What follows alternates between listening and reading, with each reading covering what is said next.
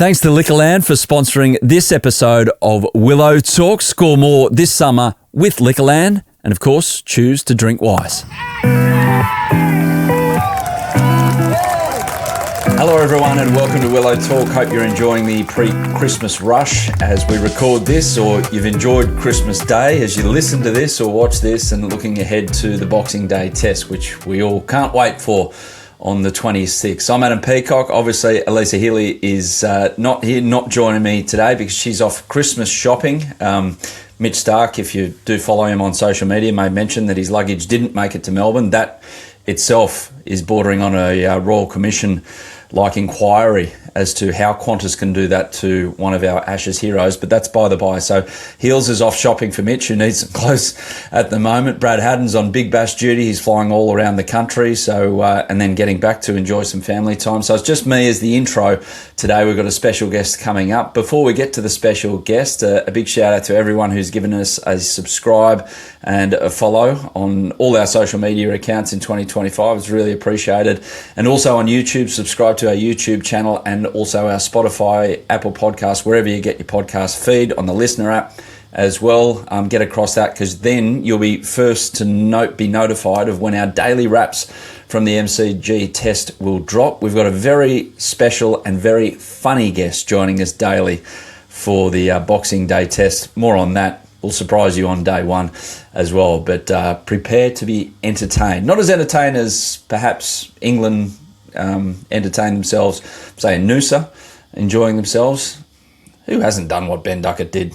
Seriously, everyone, get over themselves. Anyway, that's by the by. Our special guest today is not only a great cricket brain, but a good man, because he's getting behind the Shane Warne Legacy, which of course is a big part of the MCG test, and they're looking to do all these health checks, and we'll have more with our guest in a moment. That guest is Darren Lehmann, who not only has all the info about the Shane Warne Legacy happenings at the MCG test and around it, but also his opinion on how Australia's gone so far this Ashes, and given he works in the county system over there in the UK, what on earth has happened to England? Here he is, our special guest in this pre-Christmas edition of Willow Talk, Darren Lehmann. Another special guest right now, and I reckon a pretty proud South Australian from a couple of days ago. And he's got a role to play not only in the media and with his cricket expertise, but in the lead up to the MCG test. He's part of the Shane Warne Legacy push, which means he's a friend of the Legacy, and it's all about getting health checks in general at the MCG. And they went gangbusters last year. I think over 13,000 full health checks done at the MCG and plenty more. It's all part of the Shane Warne Legacy.com. Check it out. Darren Lehmann joins us, friend of the Legacy. How are you, mate? Yeah, good, thanks. Thanks for having me. Yeah, it's a fantastic week coming up. Christmas, Merry Christmas to you and all your listeners. And yeah, looking forward to an unbelievable Boxing Day, and obviously a huge week for the Shane Warne Legacy, and to be a part of it, friends of the Legacy itself, is a humbling experience. My family are extremely proud to be involved, and thanks to the Warne family for asking, first and foremost, and the Legacy and what it brings and what it entails for people to get some self-health checks, if you like, at the Boxing Day. Break 13,000. We're going to break that. We want to get a lot more. There's 56 machines this year, Adam, and so many people we want to help out. And just to get the health check, and if there's something wrong from there, go and see your GP. And that's so important, just to be aware of what's going on with your body and health. Yeah, exactly. And it all emanates obviously out of Shane Keith, who had a heart problem and didn't fully know about it until obviously it was too late. So this is the out of something so tragic, the way to respond and to help others. I think last year they had 15% of people who got the health check realised they had high blood pressure, and a few of them might have already known that, but that's one little indicator that they can pick up. So you mentioned the 56 stations, so around the ground at the G. It's a big place, obviously, big footprint, but there's plenty of places to check yourself out. Yeah, there is, mate, and it's only 4 minutes. It doesn't take long to do the health check. Have you done it yet, or have you managed to do one of the ones last year? No, I wasn't there last year, but I had a few instances, and obviously especially for a male, when you get past the age of 40, it's get the ticker checked, and I've had that a couple of times. I had the calcium test, which is the initial test that you get to make sure everything's okay. Obviously, Hads, through the year, he had something that all of a sudden he knew he had to go and get checked out regularly, a heart issue that's in the family. All of a sudden he was in to get a valve replaced. So things can move pretty quickly, but what about yourself, your family as well? Well, same. We're obviously doing health checks wherever possible. I got lucky I survived based on the back of a triple bypass and just being, tight-chested one day. And I was just one of the lucky ones. But, it's really the MCG. I mean, that was Shane Warne's playground, wasn't it? Boxing Day test match. He just used to run it and own it and owns the MCG stand after the king, obviously. And, so it just makes really good sense to make everyone aware and get the health checks done there. And then see where that takes you. And as you said, 15% of people went further and go and see your GP and making sure, like high blood pressure, all the things that are little indicators along the way that comes up in this health check. And away you go from there. So it's bloody important you get it done if you're there. It takes 4 minutes out of your day. And, Warnie did a lot of great things, but this is probably even bigger than all these cricketing exploits. The people who probably save and help along the way with their health is second to none. So we're all extremely proud. I'm extremely proud of his kids and how they've kept that going. They're great ambassadors for the Shane Warne Legacy, but he'd be extremely proud of them as well. And they've been, we had a big golfing tournament last week to raise money and awareness for Legacy. And, all the people from Victoria and Queensland got together and, we've lost too many people to different things over the recent times. And Shane Warne's sadly missed with. There's not a day we don't go thinking about or talking about the king in itself. So, these little things are extremely proud and we've got to get behind them and make sure everyone stays healthy. Yeah, the MCG test is a communal thing for a lot of people meeting up, and I'm sure a lot of your playing cohort and guys you coached as well have stories about Shane Warne. What's one that springs to your mind that makes you chuckle and just shake your head and go, only Warnie? Oh, only Warnie. I mean, there's so many, mate. You could talk for hours on the king, but driving his Ferrari up and down the ramp of MCG, in and out of round the corner of the MCG, and running at 100 k's an hour very quickly from 0 to 3, and being really scared and driving with him was always never great fun. He did everything fast. I mean, he was just fast. He loved fast cars. He did everything in high speed, and for him to just. He'd rock into the change rooms, he'd lighten up the room, just the way Warnie was in general. So for us to be a small part of his journey and his life was something special we'll never forget. A few of us who are in Adelaide might need the health check just to stay on top of things, because it was a very social occasion, as the Adelaide test is, and we're 3 tests in as well. Mate, what was your endearing moment from the Adelaide test and how Australia got to 3-0? Oh, obviously being South Australian, I was pretty lucky. I'm very close to Alex Carey and Travis Head, and to see them dominate in the game as South Australians in the front of their home crowd was pretty special. But in general, the way the Australian team have gone about it, they've copped their fair share of criticism over the recent times with selection, etc., and they've come through it really well. I mean, they've been fantastic as a unit this summer. Great to watch. I mean, at lunchtime on day 2 in Perth, we're all thinking, wow, this England team's here to play. And then all of a sudden Australia say, let's get moving, let's get cracking. And what happens? England fold. They didn't play well enough. And Australia was just dominant throughout. And on the back of Travis Head's 100 in Perth, everyone just jumped on board, didn't they? And Brisbane, there was total domination of a game. And then Adelaide, I thought it was a fantastic game of cricket.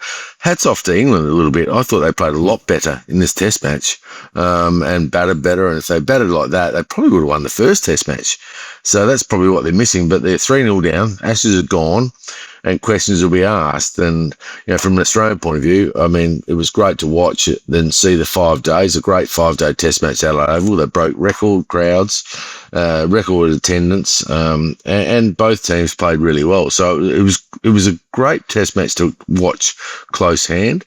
And the performances of the best keeper in the world, the best keeper, I mean, Hads will disagree with me, but that's all right. Hads is allowed to, he'd probably say yes. He's been the best keeper for a long period of time, actually. And he has. He's been unbelievable behind the stumps, Alex Carey. And, one keeper like Brad Haddon, who was a fantastic keeper in his own right, a pain in the ass, but a fantastic keeper. He was one of the blokes that you turn to who could change Ashes, and Brad Haddon changed the Ashes in 13-14. We all talk about Mitchell Johnson, sorry. Mitchell Stark's turned this one as well, by the way. But Mitchell Johnson was unbelievable in those Ashes, but so was Brad Haddon. He got us totals when we were in trouble, a few of those games. And keepers have a big influence on Ashes series, either behind the sticks, their energy behind the stumps, what they bring to the team on and off the field, and their runs. And Alex Carey's taken that to a new level. He's been exceptional this Ashes series and a joy to watch. I'm just happy, Boof, that Brad Haddon's not here to catch that compliment, and he won't hear about it, actually. So he's off with family in Canberra. But I might water it down for him and said you said some nice things about him. So yeah, that's okay, mate. That's fine.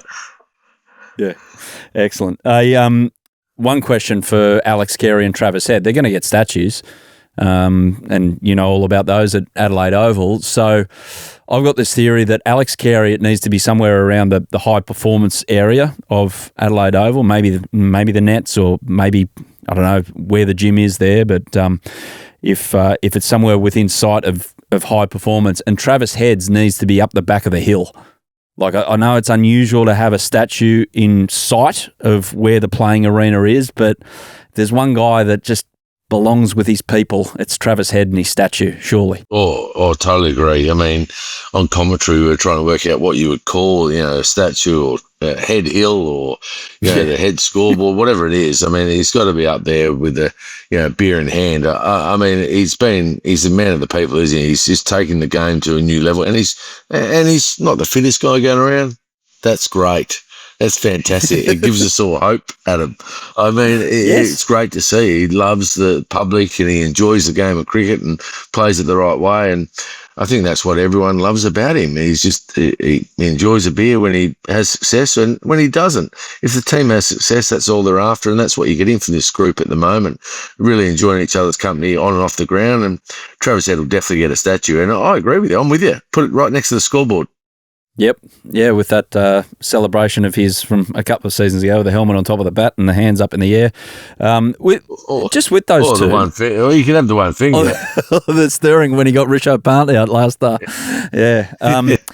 Just on those two, like going way back, and you've got your lens over cricketers when they're coming through, and you obviously with Jakey in South Australia as well, you would have known about these two very early. What was the word on both Alex, who went down the footy path, obviously, and Travis coming through? Were they viewed as generational South Australian talents early on, or something else? Well, Travis was, yes. Travis definitely, and Alex had that football background.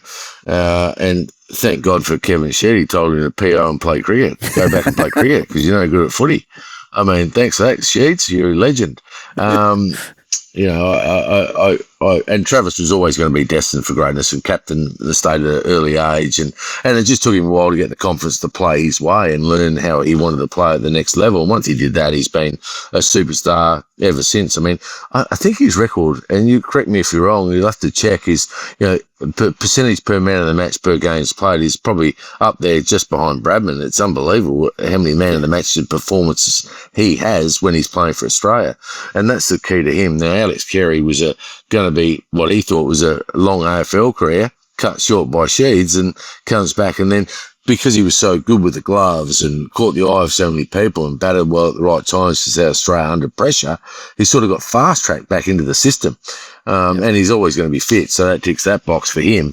But they're great mates, and with my son, those three are inseparable. So I catch them all the time. And, oh, God, the three of them together behind closed doors, look out, it's trouble.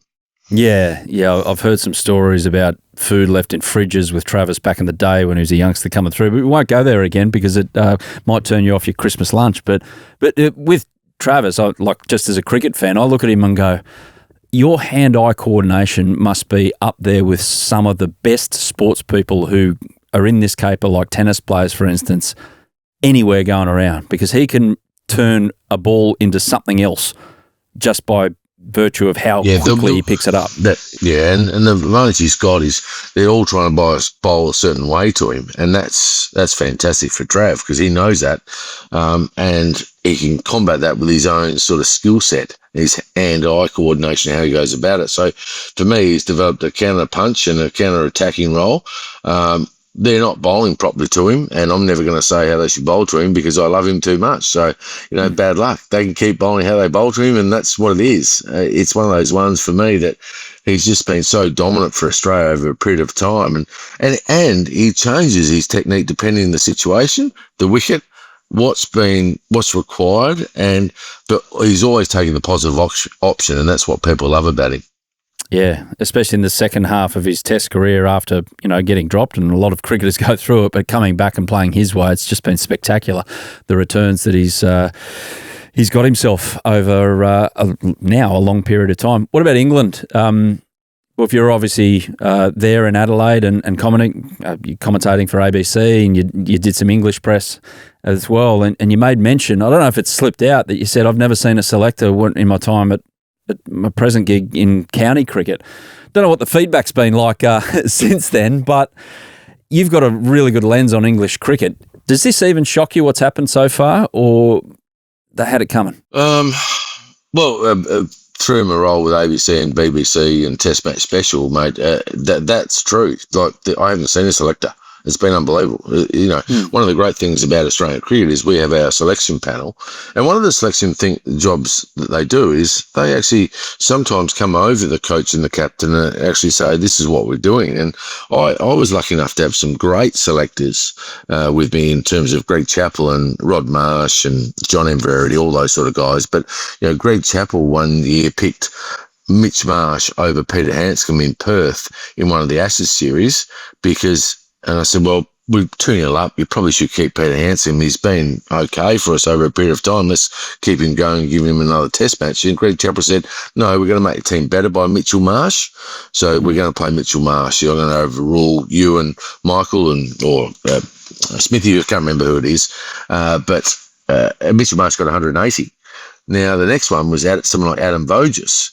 Adam Voges was mid-early 30s, and he had an unbelievable year with WA and made, I think, 13 or 1400 shield runs.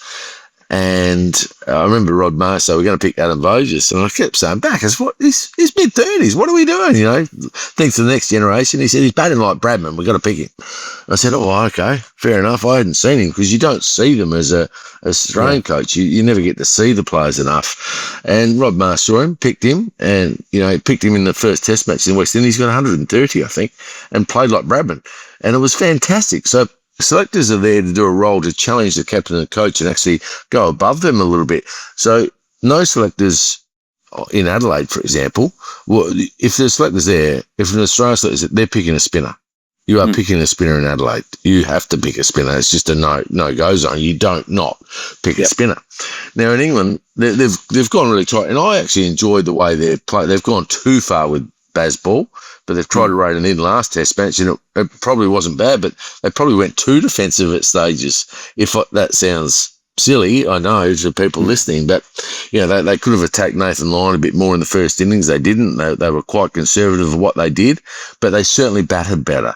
In terms of England cricket, there's a lot of cricketers out there that are really good players that are not getting a look in because they don't strike at what they want, 100 runs per 100 balls as such. They want to be getting 5, 6 and over all the time in Test match cricket. Now, in Australia, you don't have to do that. We've seen that. You can certainly score at different rates at different times, depending on what the match requires. In England, you can get away with it on flat wickets because the wickets have been flat.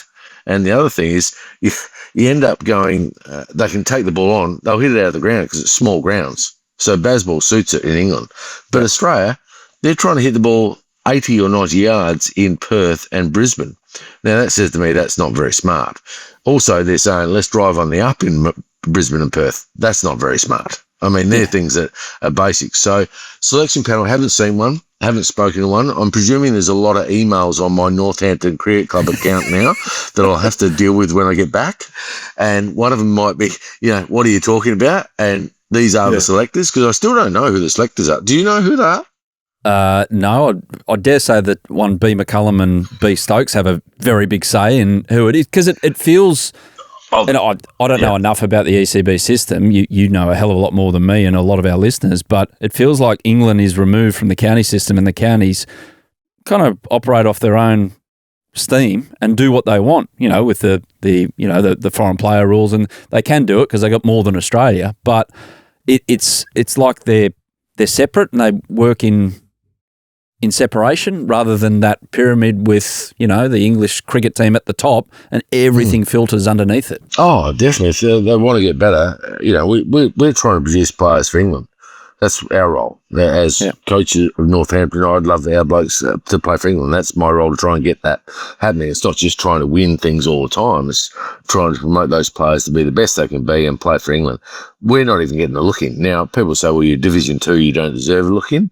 But we've had some really good players over the last few years that have played well enough to maybe go on a Lions tour, and you never know where that goes. Or there's some Division 2 players that are really good players that would do really well in international cricket that don't get a look in because they're Division 2. So they've got to really look at the whole system and encourage teams and pick teams accordingly. So their selection, I know Luke Wright's is selected, to be fair. So before, I found that out since, but there are other people that are sort of advisors on the panel that they actually need to revamp their whole system and actually have a really good look at that selection panel and get that right so they can make better decisions in running and not play a spinner in Adelaide, for example.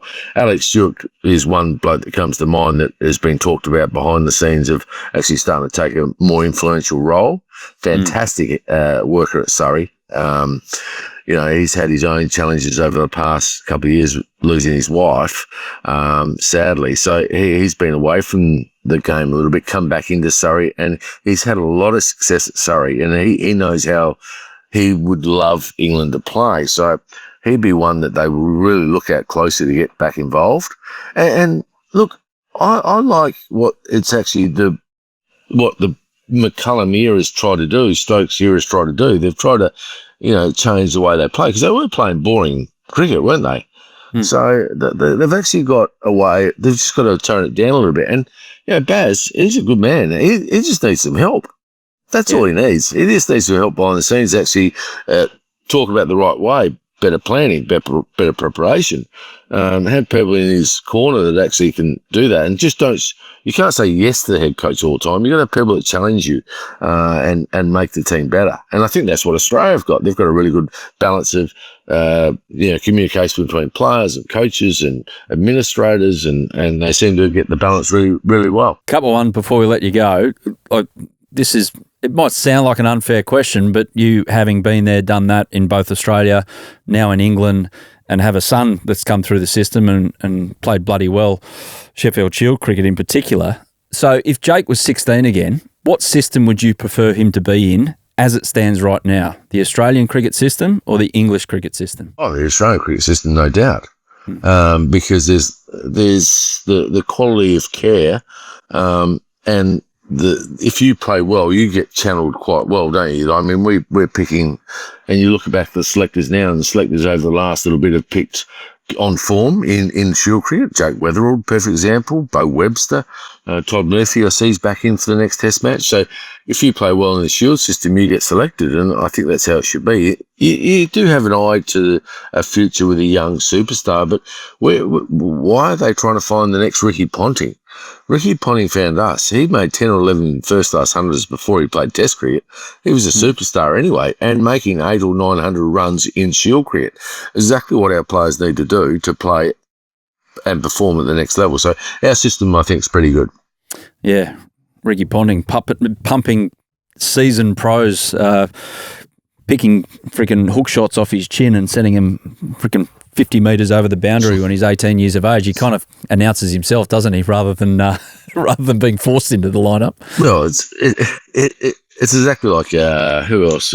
Michael Clark. I mean, he was a generational player as well. I mean, he made a lot of runs before he got picked, and that's Then we started to say, well, we've got to find the next one. Well, they'll find us. We don't have to look too hard for them. I mean, I saw, for example, the next generational player I've seen is that young Peak from Victoria. He looks like a superstar, proper superstar. Yeah, and I would be not unhappy if he makes a couple of hundreds in the next couple of Shield games if they take him on a tour, for example. That's how. But he's got to make hundreds. He can't just get there. Like Jacob Bethel for England hasn't made a first-class 100. He's a good player, but he hasn't made a first-class 100. And how do you justify that to the load of batsmen that made... we had save from Northamptonshire, made 6 first-class 100s last year and couldn't even get on a Lions tour. That's unbelievable. That is. Last one, mate. Which way are you going with no Pat? It's quite nice that we can just bring Pat in for one game and just say, hey, ice up, mate. Chill out. We don't need you for the next 2. Jai Richardson looks like he's been primed to get himself right, to put himself in the frame to come in should this opportunity present itself. By the time you're listening to this, by the way, we might have already named our 11. We tend to do that at the moment. But which way would you go, Boof, with no Lyon as well? Oh, I'm playing Richardson if he's fit and ready to go, because Jai Richardson is one that should play in England and be a superstar in 2 years' time for us. So any game time we can get into him and keep the experience going for him, the better it'll be in 2 years' time when we need to try and win the Ashes. We've drawn the last couple and probably deserve to win 1 or 2 of those with a few little mistakes along the way that we made. But, we've dominated Ashes cricket now for a long period of time. So I think Richardson's one that I would play. If Stark or Boland are not fit, then I'm playing Nessa. And depending on what the weather's like, is the weather supposed to be hot in Melbourne this week? I haven't had a look.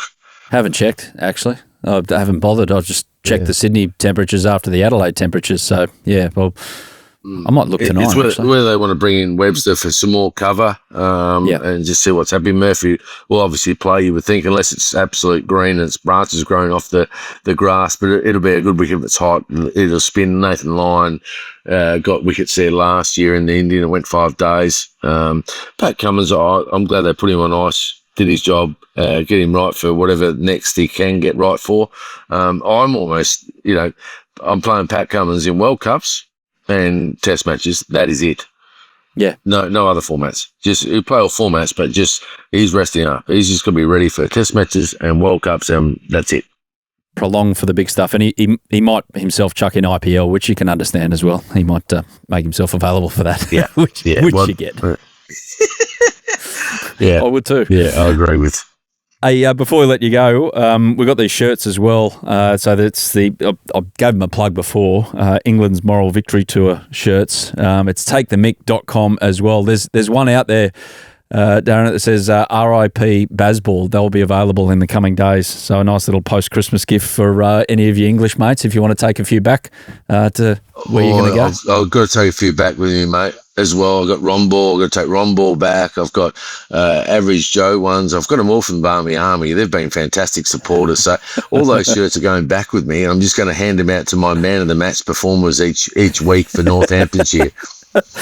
Yeah, well, you maybe give the RIP Bazball ones to the guys who can't get a look in at the moment, so they might be a look in the next 12 to 24 months. But I need a few of those. Hey, mate, really appreciate you taking the time and chatting to Willow Talk. And, off the top, we talked about the Shane Warne Legacy. A big couple of days coming at the MCG. And I, for one, look forward to getting the health check. My wife might, after Christmas Day, say, can you get your head checked as well? But it's the health check. We'll be there at the MCG with those 56 stations, and look forward to seeing you there, mate. Yeah, let's break all records, get as many health checks as we can done, and please, everyone, just go there, get it done. You never know. Fingers crossed you're all okay, but it's a great thing, the legacy, and well done to the Warne family and everyone involved. Fantastic. Thanks for having me on the show, and Merry Christmas to everyone. Happy New Year. You too, mate. Thank you very much for joining us, and bring on the MCG test. Don't forget, Willow Talk will be there every day for the post-game analysis, looking at what has happened and what might happen. Join us then. Yeah, thanks for watching the Willow Talk podcast on YouTube. Don't forget to hit the subscribe button so you don't have to miss an episode wherever you are. And while you're at it, check out these videos up here. They're mostly good.